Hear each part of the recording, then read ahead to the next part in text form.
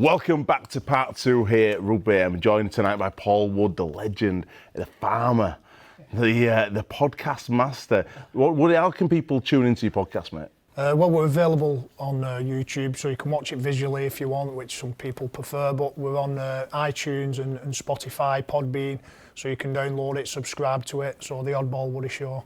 And it's got some good reviews so far. It's been really good. I'm glad I started it because, been some interesting stories, and like I say, just going back to last week, Robbie Hunter-Paul, just found out so much more about him than I did. I only knew Robbie from playing against him, so yeah, it was good. Any guests you want on? Anyone who's in your sights? Yeah, love to get Roy Keane on or Joey Burton. They're two of the on the hit list. But I'm just talking about the strongman training earlier. We've got a strongman coming on in a couple of months' time, so that'll be interesting to listen to.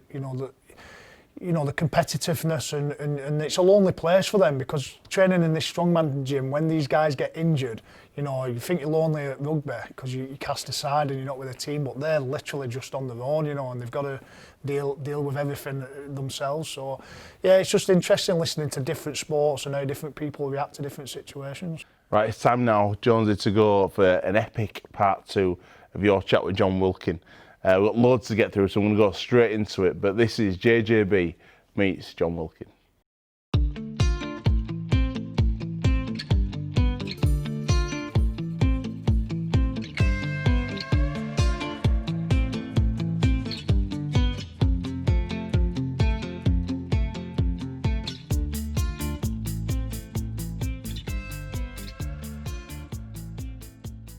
I don't do this often, but if you type John Wilkin into Google, Fran comes up first. But do you know when it comes underneath? It says people also search for. That's my life, Jonesy, unfortunately, yeah. Fran comes up, and then it's Paul Wellens, and then Mark Flanagan, who's into business with. We'll talk about that in a minute, so that's understandable. And then Sean Long. Sean Long's a cult hero, and he's like an iconic piece of rugby league gold. And then it's me. Right, I don't know why people are searching for me after you, and I don't know whether that's a stain on your reputation or a big gold star on mine. Yeah, probably both. But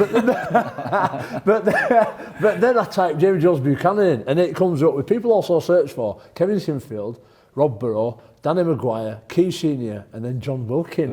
So I'm thinking, what's the link here? But I know we're obviously very similar-minded, though probably fell off the tree and had completely different experiences. But I will say a big part of my journey has been trying to showcase the personalities within rugby league because I see the gold in people and the diversities and the potential as well. But I wanted to ask you, what was your passion behind getting on the TV and working so hard at what you've become very good at? Well, I can talk like that. One of my key sort of skills as a player was my communication skills. It's what led me to be captain at Saints. It was not my. I don't think it was my actions on the field. I think there'd be a lot of people who say it wasn't that. My ability to connect people through language, through the ability to articulate a point quickly, which is, in the dressing room, just being able to very clear with clarity say what you want and why you want it is like something that I developed over time, and I think that was built on that skill set. And then that naturally leads itself to being a broadcaster, doesn't it? And to getting involved in television and radio, because I can maybe summarise 3 or 4 strands into words, and then that makes you being able to create a narrative that tells stories that, like you said about me being a storyteller, I mean, that's all just language, right? So your organisation of your words in your head, and I've always been quite creative, so I can organise words in my head quite quickly, and that's what led me to be on the TV, and that's what fed the appetite to be on the TV, and it's that positive reinforcement again. You do it, somebody says you're good at it, so you do more of it. It's why you're sat here now, and why we sit in the studio at BBC occasionally, isn't it? Because people tell you you're good at it, so I like this, I'll do more of it. Still get a fair bit of anxiety. Unlike you, mate, I'm not impervious to a little bit of nerves, but I'm not competitive, by the way. It's not like I'm watching John and listening to what he's saying. He said something about Tumavave last week. He said his fingerprints. He had his fingerprints all over it, and I loved it. How do you create that? What sort of semantics are going on in your brain? Do you read a lot? John? I do. I used to write a lot when I was a kid. I mean, I read the news and I listen a lot to audiobooks. I don't read physical books. I don't do that anymore. I mean, I used to when I was a younger man. like I listen to a lot of things now. So there's certain things that, you know, you listen and read certain things and you're just extracting like nuggets from everything, aren't you? And, you know, in an age now where there is more information out there than there's ever been, is there any excuse to not be well up on things? Do you know, if you want to learn about leadership and management, if you want to learn how to cook steak tartare, if you want to learn, you know, how to fix an engine on a Ford Capri, if you want anything, is there. Like, you know, we're not 1,000 years ago where a scribe would have to like repetitively copy a book for then you to get hold of it to read or whatever. All of that information is out there, and with the proliferation of information, like for somebody who likes knowledge, it's just gold for me. You know, you can pluck it all, pass it off as your own. I've probably heard somebody on the radio say his fingerprints were all over that. I've regurgitated it. You've gone, that's really smart from John, but really it's just come out of here somewhere and out of my mouth, you know. And that's, you know, that's in a modern age with all that information, you know, you've got to make the most of it. Yeah, I like a play on words. I read a book actually that talked about the modern age in a way that you are there. And it was saying basically, it was on about selling information, selling ideas and selling cars. It talked about the used car salesman from the 80s. You can't do that anymore because people understand cars. You can't pull the proverbial wool over people's eyes, because all information is there. It's really interesting. So when you sort of come to the back end of your career then, did you sort of take some comfort that there'd be something there for you? And I'll ask you about Pot Kettle Black, your coffee shop there, which I think you've got several now. How many of them have you got now? Well, just because of COVID, we've just shut them. Really? No, we've got one. We've got the main one open, and we've got a bakery, and we opened one in Manchester Airport, and another one in Manchester. So we'll have 4 by this March next year. And that's with Matt Flanagan. So when that first happened, was that something like, we've got a bit of time, let's set this up, or was it always a bit of an eternal vision for you? Yeah, I think I went back in, if you go back in time before, in sort of 2008, I set up my business in Warrington that's still going now, and that's just does office deliveries and stuff. And food and drinks, my passion, Jones, you know, like if I'm talk about anything, if I obsess about anything, it was never rugby, it would be food and drink and restaurants, eating out and all of that, that's my personal life. You know, rugby was one part of me, and this, like growing up on a farm and picking fresh vegetables and cooking and having a grandmother living with us who was cooking and all, that was my life, you know, that was the real part of me. So in 2008 I set up a catering business with a good friend of mine who still does a fantastic job. And then over time, you know, I had aspirations to do a bit more. I wanted to do something in Manchester, and Mark Flanagan came back from Australia and went, we need to do something like this. And I was like, yeah, I'm keen. And we did it. And building that business it was always about being able to step out of rugby into that and it be a choice, you know. That was always why I developed the business and why we developed the business. And the day after, you know, I thought of retired, you know, in essence, when Toronto said they're not going to fulfill the fixtures, you know, I was in a van delivering bread, you know. So I'm out delivering bread to people, and like I found that process quite cathartic, you know. And being able to step into something straight away, where I've got a 50-hour week, I've got some accountabilities, I've got a list of actions, things I need to do. I've got people who are dependent on me. That was all really comforting. No, watching you drive up here in your big Defender, it certainly pulls away from the stereotype that you'd associate with top-end professional sports people like yourself, and it's again, it's encouraging for me to hear you talk about being in a van delivering bread and that being cathartic for you, you know, giving you a real sense of satisfaction. I do that with tidying rooms sometimes to have a chill out day, is going and making sure that the rooms. You need to get going back here, mate. You're not kidding. I've got loads to do, mate. I've got loads to do.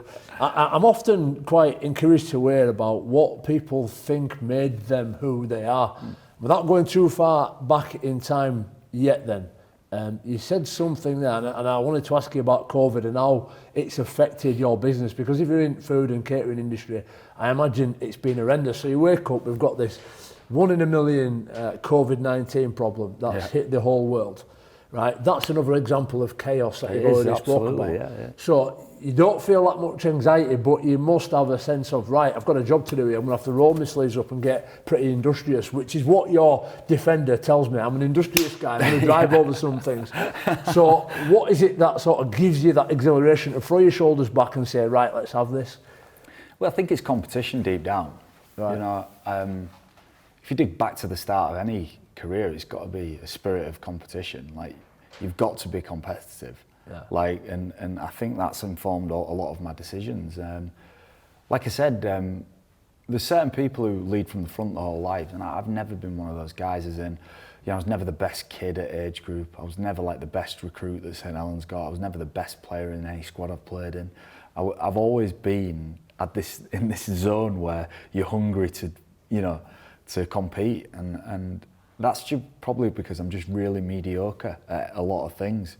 Like, I'm just very average at a lot of things, and that makes me, it inherently made me hungry. And I think if you speak to Paul Wellens, who's, you know, probably, you know, my best mate who I've played with, if you asked him to describe me as a player, it'd be overly competitive, you know, and that's why, you know, I look back and I was on the field sometimes, and you know, I conceded too many penalties throughout my career, but all of that is born out of the spirit of my, you know, I'm competitive deep down, you know. And COVID, like, when it happened for the restaurant, like, there's two choices. Like, there's get on and make decisions and be decisive and move on, or there's sit and sulk and worry. And I'm like, that's not productive, you know, in a rugby career or a business career. And I think what sport did teach me is no one will ever be crueler to me than I have been to myself. Because I've had stinkers on the biggest games, and there's nothing anybody could have said to me that's worse than what I said to myself after those games, you know. When I've done well, I understand it. When I've not done well, I've always tried to understand it. And I know you doing the Rudyard Kipling If poem that leads to death, you know, Brian Mack done it to death, you know, he's still rolling it out now. But yeah, it's trust yourselves when all men doubt you, isn't it? The line in it about, you know, basically not placing too much emphasis on winning and losing. You know, they're both imposters, aren't they? Yeah. So the extremes of, you're never as good or as bad as people say you are. And I think dealing in a career of extremes, it's allowed me then to come out and make really practical decisions about the business. So I've learned a lot from negativity and praise, and where I sit, you know, where my mind sits when it comes to all of that. Mate, it sounds like you've been a fly on my wall, honestly. The stuff you're saying is the stuff I'm thinking about on a daily basis. You know, when you describe yourself as being average, you're far from average, mate. Let me tell you that. But when I do some of my after dinner stuff and I talk about my superpower being distinctly average for very long periods of time, that was what I was really good at. Just that middle of the road guy that keeps working really hard. Rudyard Kipling, absolutely treat those two imposters just the same. Every experience is a learning experience. I think a couple of things that you've thrown up there that I wanted to ask you about is the feedback. We'll start there. It's really important because I actually really miss it.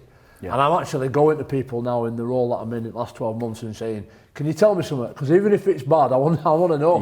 Because on a Monday morning, when you go in there after a weekend, you're accountable for what you've done that weekend and that week. And if whether it's good or whether it's bad, it drives your decisions for that next week, and it all revolves around competition. So where are you going to get that feedback now? Where's that source of feedback going to come, and the judgment?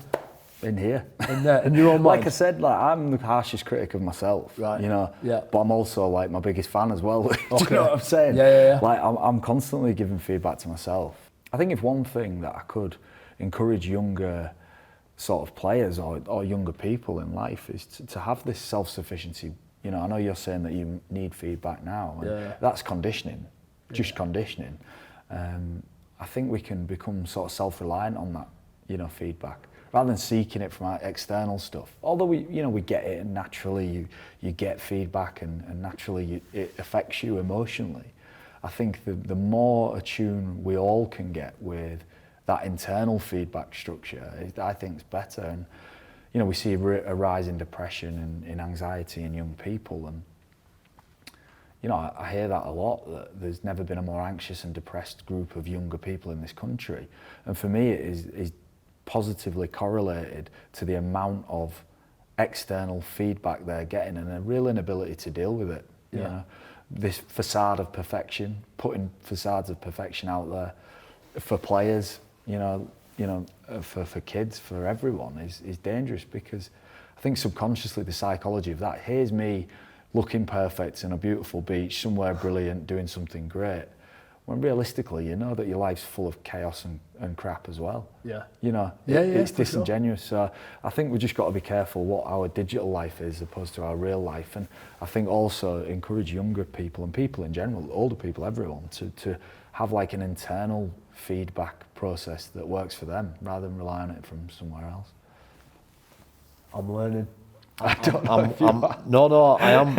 I'm learning a lot, and I'm starting to see. And I'll tell you why, John. I think the mechanism of external feedback is sometimes a buffer, because I'm constantly beating myself over the head, looking at things and saying, well, that's just nowhere near good enough. But if somebody says, well, actually, it was for X, Y, Z, then that would in some way stop that rot. And I feel like I'm constantly disappointed with my output. Yeah, and it's probably not that bad if I looked at it objectively. Yeah. And I suppose there needs to be a bit of a mechanism, a leveler for my own self, really. So let me quickly move on to time again. And this is the second thing that really bothers me, I wanted to ask you about. So Elon Musk, he launches spaceships into space, he builds Teslas, and he's sort of bridging this gap between the analog engineering, building things, and the information technology, bringing that together. And one thing he spoke about was the fact that our phones, and I'm not on social media, by the way, for exactly the same reasons you're talking about, but our phones are like artificial intelligence. So they connect us to our world. The problem is the uplink, how quick we can type in a response or read a response. And he was talking about a device in another company's got called Neuralink that will be able to sit inside your skull, a bit like an Apple Watch, and it'll have little nodes go inside your brain and almost be an instant upload link. So it takes me back to the days when Matrix came out, and if you needed to learn how to drive an helicopter, fly an helicopter, you could just go boom, boom, boom, download it, boom, I know how to fly an helicopter. So then I come back to what you were saying there about there's no information out there that you can't learn. The problem is learning that information takes time, and then becoming an expert at that information takes time. I wish I could be a really good 10 out of 10 accountant, right, for example, because it's one of my weaknesses. Numbers and black and whites, I'm not very good. But I haven't got the time, nor have I got the enthusiasm when I'm doing it to be able to do it. So how do you delegate jobs, let's say, that you're just never going to be able to do, not necessarily because you can't or you're not interested, but just because you haven't got time to do what you do, run a coffee shop and not broadcast and do the rest of it? Oh God, I'm bad at that, like delegating stuff. You know, I'm talking about myself as like, you know, we talked a lot about me, myself as an entity. Like I'm talking about what I do and how I think. Like the people's perception around me would be wholly different. Like you speak to my business partner, who'd probably say I was flighty, bad at delegating, that I'm, you know, like I'm creative and spontaneous, but I'm not good at executing stuff and all that. You know, you said about I'm quite private in some, and that you don't really know me. That's because I think I'm sort of created this self-sufficiency where I am independent of things, and I'm, you know, I'm bad at doing things that I don't really want to do, you know. And I've created, I suppose in some ways I'm a control freak, Jonesy, in that respect, because I'll just make sure I can control what I can. I won't delegate too much, and although I've got things controlled myself, I don't really communicate that an awful lot, which is ironic because, you know, I said communication was one of my skills. But I think people's perception of me would be in stark contrast to how I see the world, you know. And I do see the world differently to people. Like I understand that, but everyone sees it differently. But I think the people around me, you'd have to ask them about how I am with running a coffee shop and delegating. I made some big mistakes, and then, like you said, you make mistakes and you learn. So I've always found just doing things is a great way. And like you said, I suppose what you're saying about learning something is you've got to do it to learn it. And you've got to be where the work is to understand the work. For sure. So I think if you can plug something in your brain and you can learn how to be an accountant, you know, that's cool, but would you ever understand it? You know, you going out there making mistakes. Whose accountancy brain are you absorbing if it's not yours? Like, what is that information? It has to be more than just information in your head. It's got to be lived experience. You know? No, it's a great point. We'll put answers on a postcard. We'll send the question to Elon Musk and maybe he can answer some of that for us. It's a great question. Whose accountancy brain are we assimilating into our own? Fascinating. John Wilkin there, he speaks so well, doesn't he? Yeah, he's the full package, Wilco, isn't he? He's good looking. Like when he comes on TV, I don't let the missus watch him or anything. But yeah, he speaks very well, and he's very educated about the game, and he speaks well about the game. But off the field as well, he's educated. He runs a couple of successful businesses, and very switched on guy. And yeah, he's doing really well for himself. It's good to see lads doing well for themselves. It's one thing I love is I don't like seeing lads struggle. Wilco, he's doing really well, which is good to see. Jonesy, did you enjoy that?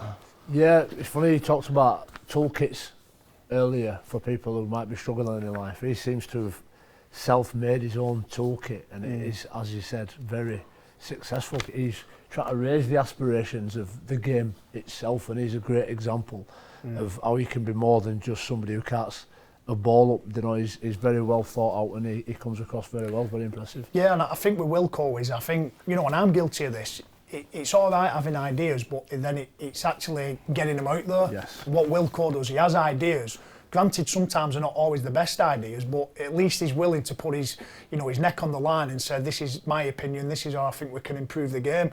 Because we get a lot of people who want to say it, but then not actually do anything about it. Like I say, I can be guilty of that sometimes. I've got all the best ideas in my head, but it's getting them out there on the table.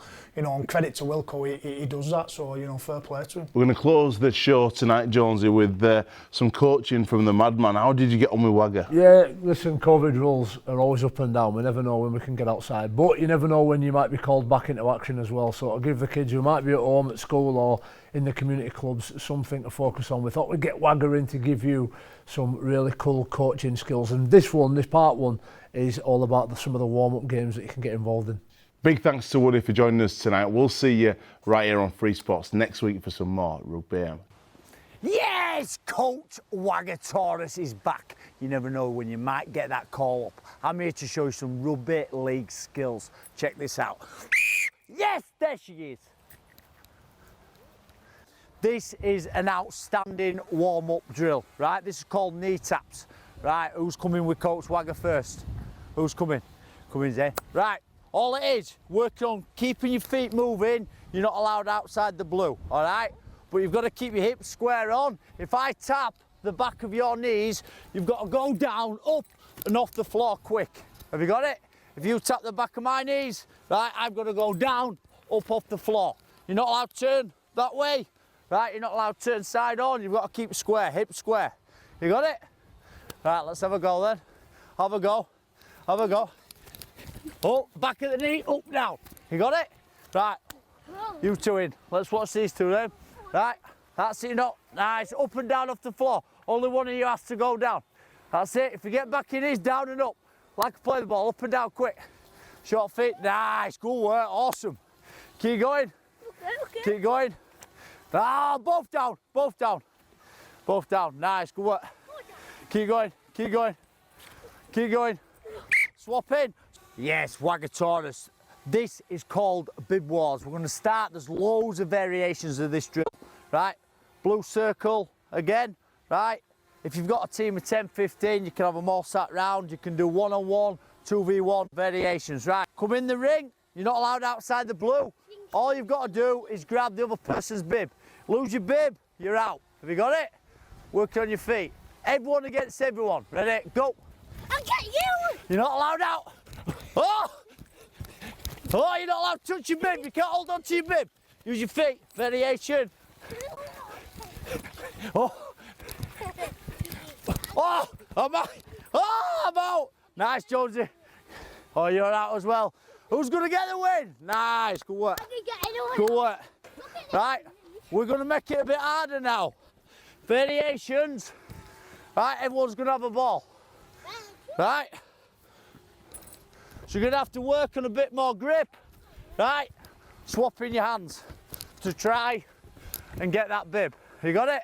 Let's go. If you drop that ball, you're out as well.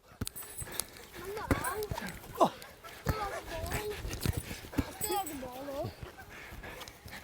Who's going to get this one? Yeah, yes, Jonesy. Oh, he's done me again. Nice, right? Another variation. You can give everyone numbers, so everyone's sat out on the outside, so you can call different numbers in.